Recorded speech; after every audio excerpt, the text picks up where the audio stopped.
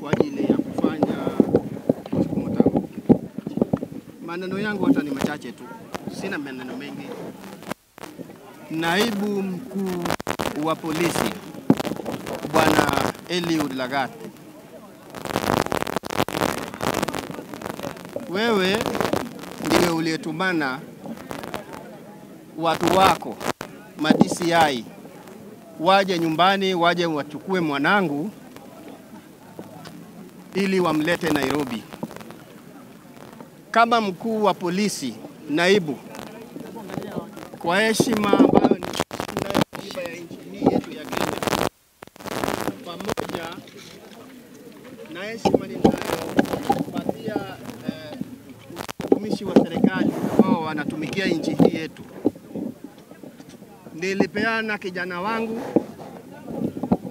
kwa heshima hiyo mkononi mwako, maana nilipata habari kupitia kwa watu uliowatuma waje wamchukue.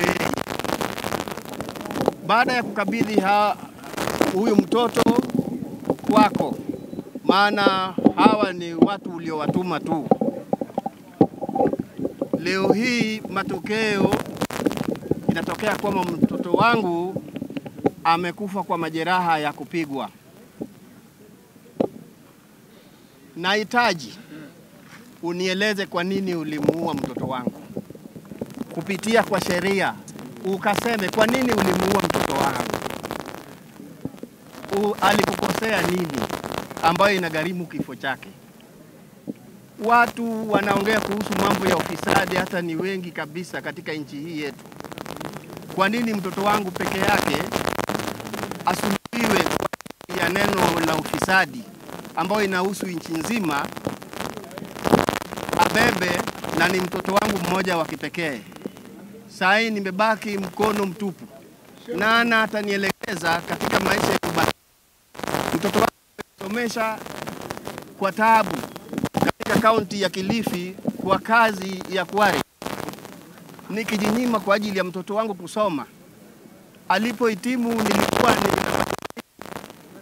ndiposa nikatoka huko nikirudi Nyanza nyumbani kwa sababu mtoto amefika mahali kwa kunishika mkono. Sasa leo hii umenivunja mkono, umeniua. Kwa nini?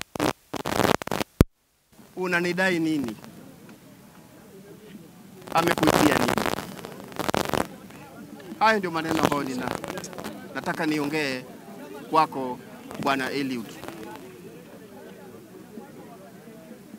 Baada ya ripoti hii mzee wangu, na jana idara ya polisi ilitoa taarifa, lakini leo hii wewe unazungumza baada ya kupata kweli ambao ulifanyikia mtoto wako.